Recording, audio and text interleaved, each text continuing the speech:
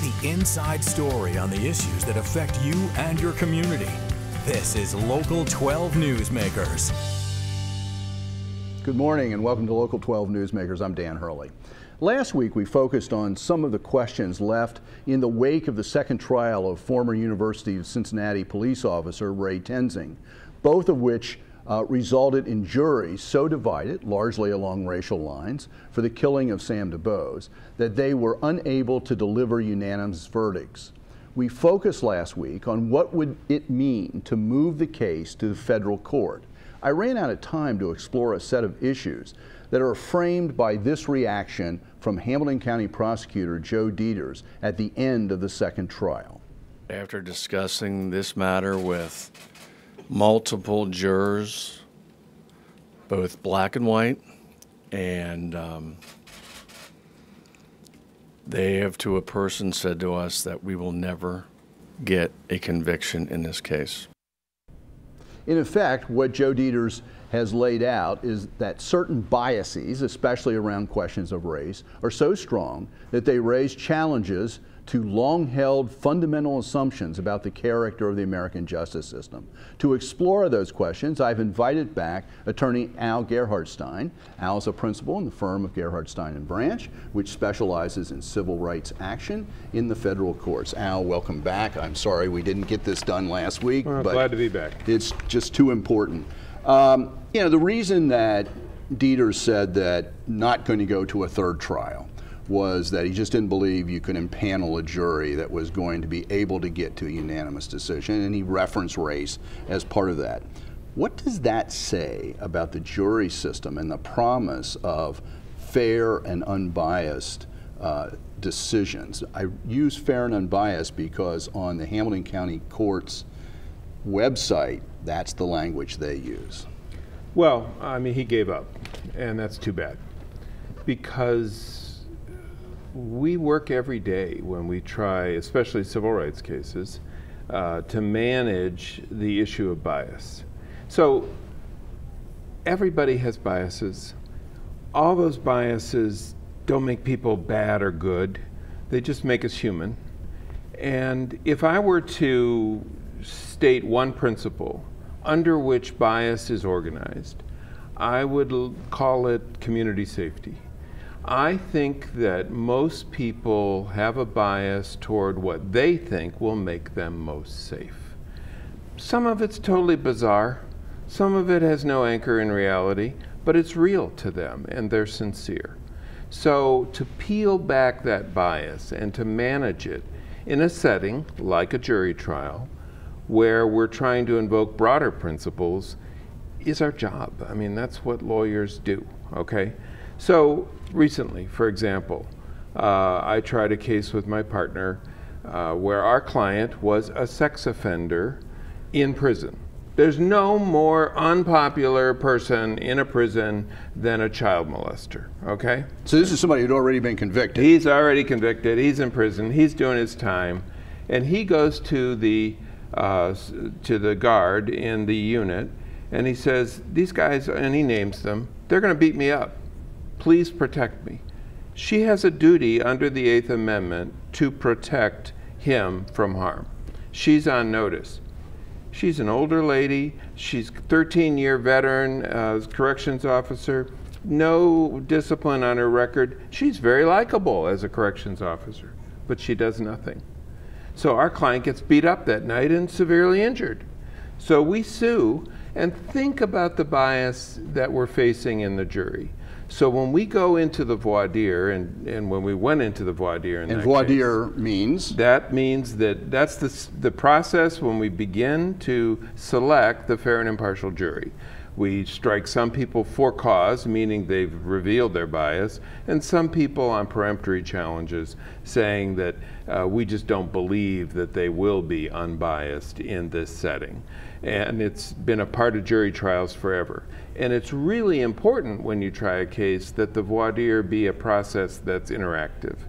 If a judge controls it too much and we don't let people talk, we don't get out what we need to get out. In this type of case, for example, the first bias that we approach is in favor of law enforcement officers. Are you going to believe the correction officers who testify just because they have a badge? No, you can't do that. I mean, if you're under oath, then you have to be open to the person with a badge speaking untruths just like the person who's a convict, okay? So that's bias number one. Then you have to explore that. Then what about convicts generally? Do you know any? Is your brother? Have you visited people in prison? And you learn about all the different experiences people have and what they're afraid of and what they're attracted to when it comes to people in prison. How about victim of crime? Another bias. If you've been a victim of crime, I've had people say, you know, I was attacked 3 years ago. I can't even be in the room with somebody who's done that crime.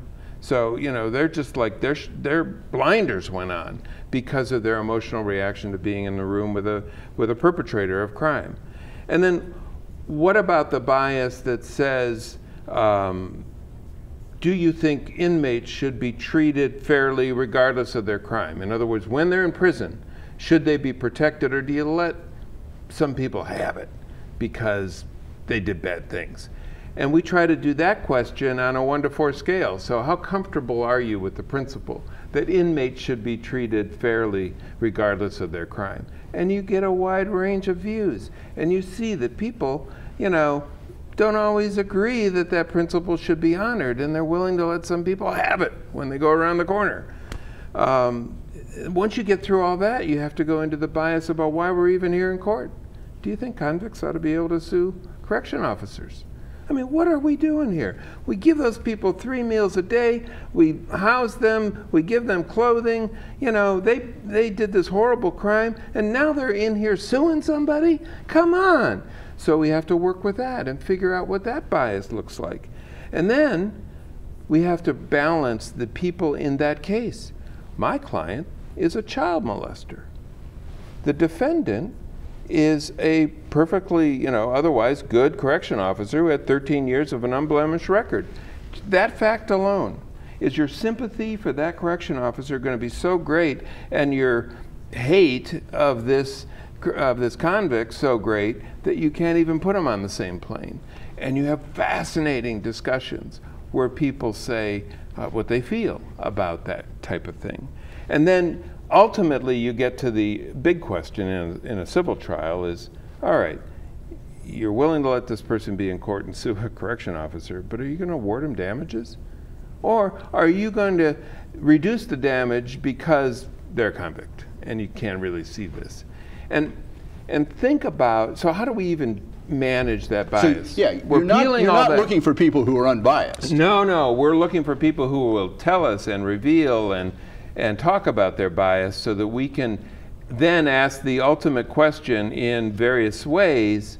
Can you set that aside? Can you, you've felt that way for a long time. Are you going to be able, in the face of a jury instruction, to set that aside and approach this with the jury instruction predominant in your head? And most people who feel passionately about these things will say, no. You know, I mean, and it's not because they want to get out of jury service. It's because we have assured everyone that this is a safe space, and you can say how you think here, and we work with it. And there are a whole bunch of people who cannot do this in a fair and impartial way. They cannot serve on juries. So what do we do with that mess? What we're doing is we're trying to structure our presentations, whether it's a criminal case or a civil case, around this concept of community safety. How do I even represent a child molester? Well, your kid goes to a school and you give up the power to take care of your kid when they're in school. Your mom's in the hospital and you sleep at night and you don't know if your mom's okay. Your dad is in a nursing home and you don't know whether everybody's taking care of your dad the way they should be. And your brother's in jail. And he screwed up, but he got sentenced, and he should do his time peacefully, maybe you accept. And he shouldn't get beat up on top of being sentenced. And if you can approach this from a broader theme of community safety, so that you're challenging their bias, which feeds their vision of community safety, with principles that actually show us what community safety is, then you could get a fair trial. And it's a lot of work. It sounds to me like what you're doing too is you're helping people bring to consciousness what would often be unspoken biases, and at least be able to speak them out loud.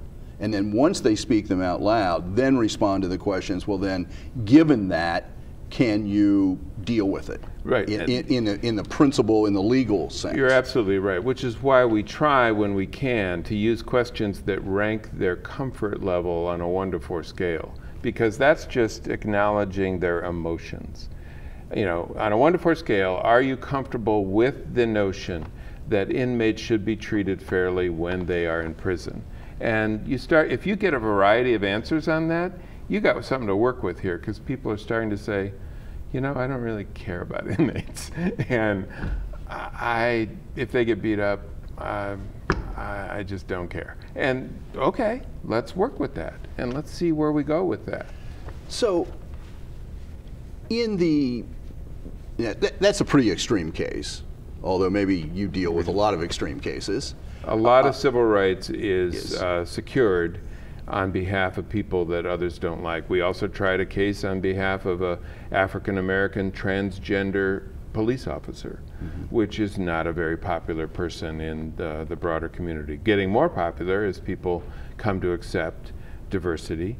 But yeah, we work with people who are otherwise unpopular, but try to appeal to more broad themes. To what extent do the actions of, and I think back on what Joe Dieters said about Ray Tenzing 2 years ago. In fact, we've got a clip, and I'd like to play that. And I'm thinking about how this affects jury attitudes and whatever. Let's listen to this. People want to believe that Mr. DuBose had done something violent towards the officer. He did not. This is the most asinine act I've ever seen a police officer make. He should never have been a police officer. Those are pretty extreme statements. If you had been defending Ray Tenzing, would you be able to use that to argue that he prejudiced the case and made it almost impossible to sit a jury? Oh, you know, you could try, but the reality is that we are so flooded with opinion and statements in a case that has that kind of profile that that particular statement from the prosecutor would not have been known by the vast majority of the people in the jury pool. So I don't think that would have much legs. Well, then let me ask a different kind of question. What about the general way that the news media reports crime, and who that crime seems to be regularly, you know, the crime that we focus on gets perpetrated? To what extent does that condition juries? Well, that's a challenge, and that goes right to the example I was giving earlier, where I actually call my client when I'm representing an inmate a convict, and I have him sitting right there, and I ask people, are you uncomfortable being in the room with this convict?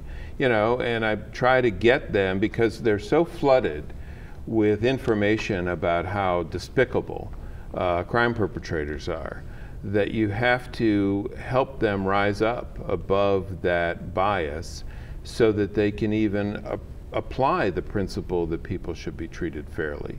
He's already been tried and convicted. He's been sentenced. Now we're here because his 8th Amendment rights to be free of cruel and unusual punishment have been violated. You know, those types of principles are lost on people who can't see past the noise. One last question. We're out of time again. One last question, though. After decades of doing this kind of work, going through what you described, what it takes to get a jury that can deal with their biases in a legal environment, do you still trust the jury system? If we are permitted to do a full voir dire where we dialogue about the sensitive issues like the ones we've just talked about, yes, I think we can have a good jury trial. And I'll tell you, to this day, a jury trial is the only place in America where we don't live on sound bites. We actually dig deeply into complicated issues, and everybody has their say. And it truly is a decision made by peers. And I am a big jury supporter. Al, thank you very much. This is very interesting. Thank you. And I love the example that you brought with us this morning, brought with you. Stay tuned. After the break, we will approach this issue from another perspective. An understanding of implicit bias developed by social scientists at Harvard and other places is quickly becoming a set of tools being used by businesses and organizations across the United States. Locally, that effort is centered at the National Underground Railroad Freedom Center.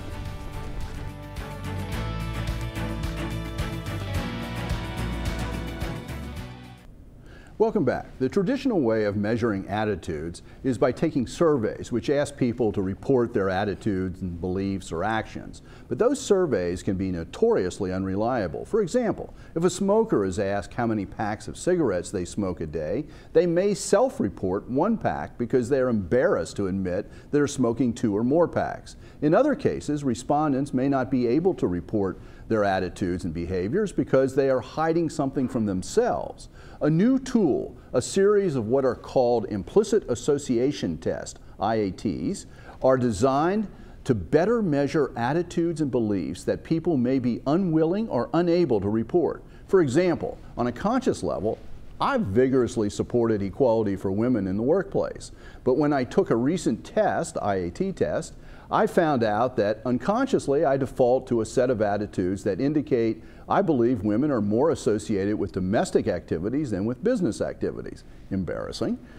The Implicit Association Project at Harvard University has been led by Dr. Banerjee since 2001. Over the last 2 years, Dr. Banerjee worked with the National Underground Railroad Freedom Center to develop the first museum-based laboratory focused on implicit bias. In the Open Your Mind lab on the first floor of the Freedom Center, visitors can take a number of IAT tests and join facilitated discussions about the significance of the outcomes. I'm joined now by Ryan Wynett, the manager of the Open Your Mind laboratory at the Freedom Center. And Ryan, welcome to Newsmakers, and I have to begin by saying I've got a giant conflict of interest here. I am serving at the moment as the interim president of the Freedom Center, so Ryan works for me, so he's got to be nice to me and all those sorts of things. I knew you looked familiar. Yeah, that's right. So yeah, no, thanks for having me. Ryan, on this question, and you were sitting in and heard what Al Gerhardstein said. Is bias in itself a bad thing? No, it's not. It's like you said, it's one of the things that makes us human. People tend to think of bias as being a negative thing, but bias is a neutral term. It can be some of the negative things that we often associate with bias, but I want the Reds to win. My mom's apple pie is the best. These are also biases, right? They make us human. Obviously, our attitudes are affected in some ways by culture. And we can give all sorts of examples on this. But the argument here, as I understand it with implicit bias, there are some things that are just sort of hardwired. And it is very difficult, no matter what culture you're in, to overcome those. And you brought something along with you that sort of demonstrates that. Yeah, I'll show this one sec. I will say that, like you had said, what we're hardwired is the ability to make these associations, right? The brain wants to be able to connect things to other things. And while everybody on Earth is most comfortable around people that they're most familiar with, for a long time, that's been people that have looked the same. Dr. Banerjee, our partner, has called the United States the greatest social experiment in the history of the world. There's so many different types of people here, and there's some difficulty in being able to see them as the same. So this is just a prop we use. So if people could see, there's 2 squares here marked A and B, and if there's any way you could get in as close as possible, people would say that they're more or less the same shade of gray. Not the letter, just the background. The background gray, shade. Right? And people say yes. So I'm going to take this off. This is just a cover. It should look dramatically different now, right? And the important thing to know is it's not dramatically different. All I've done is take this little cover off, and all this does is be able to reduce it down without the context. And it's very easy in this sense to see things that are the same and equal, be it two squares or two people, as the same and equal in theory. But once we put us into the context we normally have to view each other in, just like these squares, it is no longer nearly as easy to be able to immediately see things that are the same as the same. The brain is hardwired to spot difference. You know, and this is one that ever since I started, I've been trying to figure out, and I just can't see them as the same once you take it off. Even though that way I can understand that they're exactly, and that's kind of the daunting thing about this stuff. In one way, is that this has been out since 1995, and I knew about it since early 2000s. And I still see it exactly the same way, and everybody in the audience sees it, right? These are different parts of the brain. And for people that maybe you could think of implicit or unconscious bias, you can also think of it as automatic bias. Okay. So how do these implicit association tests, how do they get people beyond that? Can you just, without going into super detail, tell people how they can take some for themselves, but how do they work? How do they get you beyond just saying, what do you believe? They go, the implicit association tests operate on the idea that if you ask people what they think, just as we were talking earlier and in your first segment, if you ask people what they do and how they think about things, if that was honestly how they behaved, right, it would be reflected in reality. There's always been such a divide between what people say they do and what people do that scientists that are in the business of getting information about beliefs and attitudes and stereotypes were very frustrated with the unreliability. So they came up with these tests that it's just like each one of these implicit association tests has 4 categories, and you're just asked to sort things with other things. And it's just like sorting a deck of cards twice. The first time I want spades, or I want the black cards here, the red cards here, it takes you 20 seconds. But now if I want spades and hearts, diamonds and clubs, it's going to take you about twice as long. Why? Because the first time the things share a natural connection, right? Red, red, black, black.